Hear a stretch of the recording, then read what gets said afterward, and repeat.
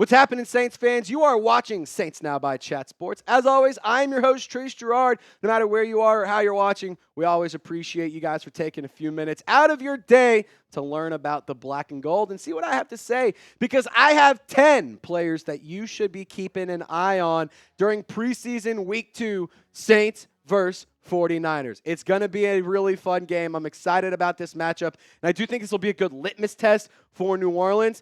But before we go through the 10 players I want to watch, I got to just say thank you guys so much for thank you so much for showing love.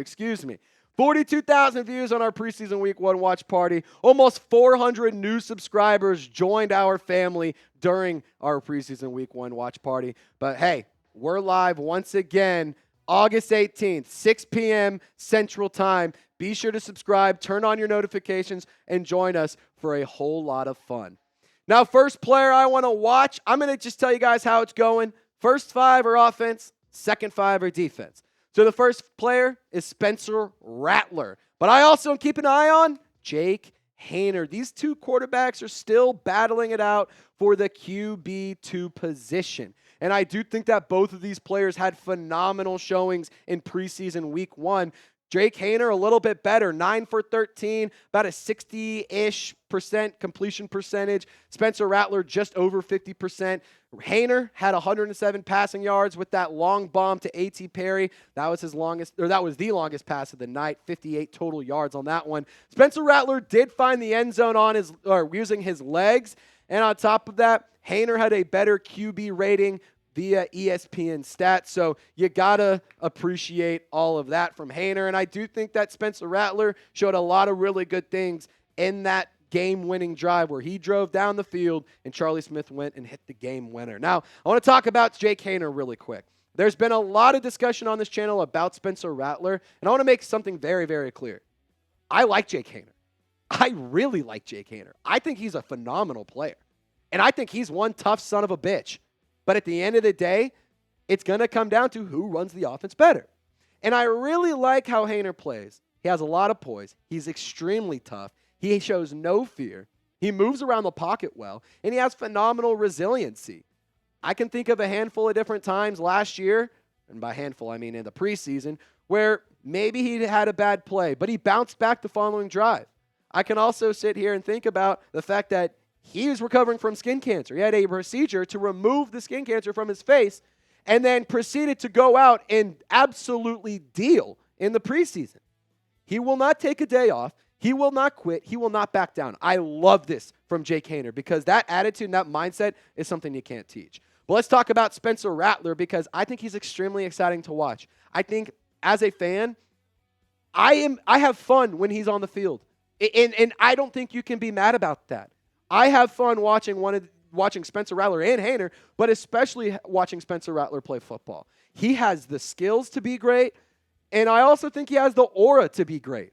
And I'll sit here and say this. When it comes to quarterback and aura, sure, it's just a stupid word that gets thrown around on social media all the time, but I also think that there's some truth to it. Like a good quarterback with really good aura, you can see it when you see it.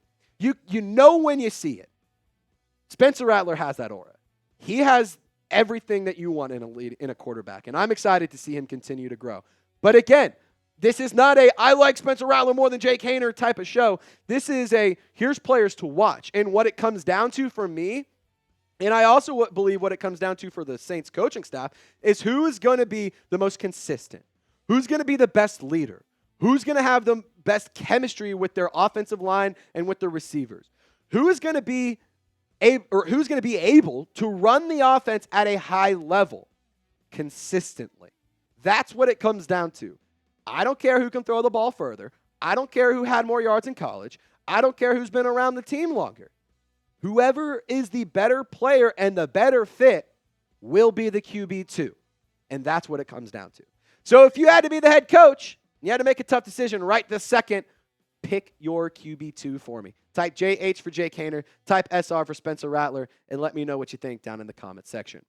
Now, another player to watch. I'm going to cheat and go 2 players right here. Taliese Fuaga and Trevor Penning, and it's actually a tale of 2 cities here. With Trevor Penning, he's just simply got to be better. he's got to put it all together. But for Taliese Fuaga, I want to take a quick second and talk about him because I'm really, really excited to see more from the rookie. He looked really good last week against the Cardinals, and I want to see him continue to build off of that strong performance. At practices, he looks the part. In the game, he looked the part. But let's continue to grow. Let's continue to build because the work's not done. He's doing really, really good. But there's still work to be done. There's still growth to be had, and there's still development that needs to happen. And I'm not saying this as a knock to Taliese Fuaga whatsoever. I think he's going to be a really good tackle for the foreseeable future. But I would just want to see him continue to grow and build off of a really positive performance because, quite frankly, he was one of the few, if not one of the only bright spot on the Saints offensive line. Now let's talk about Trevor Penning because there was a lot of issues with him. He had really sloppy technique. Wasn't ideal. Was not ideal. He was a player that you heard reports that things were growing. You heard reports that he was starting to put the pieces together. But then once you put him out on the field against the Cardinals pass rush, and I'm sorry, but who name two players on the Cardinals pass rush? Couldn't do it. Just could not do it. It's not okay. The production was not good either. He played 24 snaps, and it wasn't good. And the issue is with me, Penning has to figure it out. Like we're past the let's just give him more time or let's let him sit. No, he needs to play well. He needs to play well now. There is no offensive lineman available that's going to move the needle. Maybe Donovan Smith, but even then, maybe not. Like the best thing for the New Orleans Saints is that Trevor Penning overnight just puts it all together. And is that going to happen? Probably not. But there's really nobody worth going and adding in the offensive line. Free agency, not great players available. Trades, teams don't trade away good offensive linemen. That's just not the reality of the NFL. You can sit here in the comment section. You can say, well, this will happen. This has happened. This is going to go down. It won't. There's not going to be an offensive lineman trade right now, and there's no players currently available on Wednesday, August 14th that are going to move the needle. So Trevor Penning has to put it together. Now, I'm a firm believer that the offensive line needs to be better, and they need to figure it out. If you're with me and if you agree with me, hit that thumbs up icon, like this video, because I am just fed up with bad offensive line play.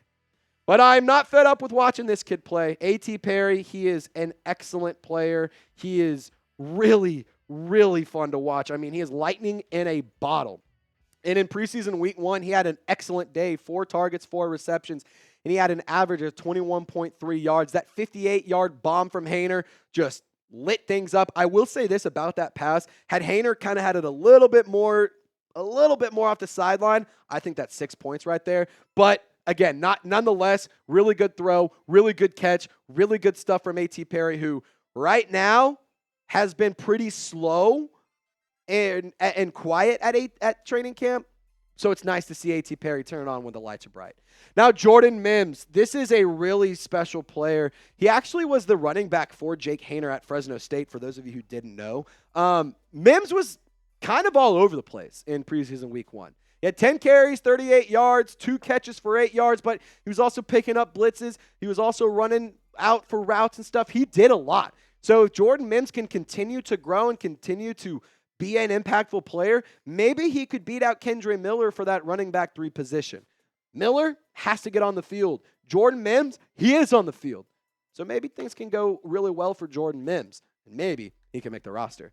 Now, I want you to name a player on the Saints offense that you are paying attention to and that you're watching very closely this week for NFL preseason week 2. Get down in the comment section and let me know your thoughts. And really quick, I got to tell you guys about today's presenting sponsor, and that is BetUS. If you want to get an 125% deposit bonus, go to chatsports.com/bet. You plug in that promo code chat125, meaning you put in $100, you get 125% to play with. So you buy one pizza, you get a whole pie and an extra slice just for signing up and using our code. And here's a really fun thing that you can go and put some money down on. The LSU Tigers. They are 6-point favorites against USC for week 1 of college football out in Las Vegas. So if you want to put some money down on this game, if you want to put some money down on any of the Saints games, use our information. Use our link, chatsports.com/bet. Use that promo code chat125, and BetUS will hook you up with an 125% deposit bonus. So Kool-Aid McKinstry is a defensive player that I think you should keep an eye out. It really felt like he was all over the field in week 1, but so was Rico Payton, the UDFA rookie out of Pittsburgh State. I mean, guys, he was making plays left and right. And for both of these two players to have the same amount of targets, it's pretty interesting when you look at the production. So Kool-Aid McKinstry had 3 tackles and 1 pass breakup. Rico Payton had 3 pass breakups and 2 tackles. Rico Payton was also the second highest player graded according to PFF in preseason week 1. That's really good stuff right there. When you're fighting for a roster spot, Rico Payton puts up this production. That right there makes you find a spot on the final 53-man roster. And the Saints quarterback group, it is loaded.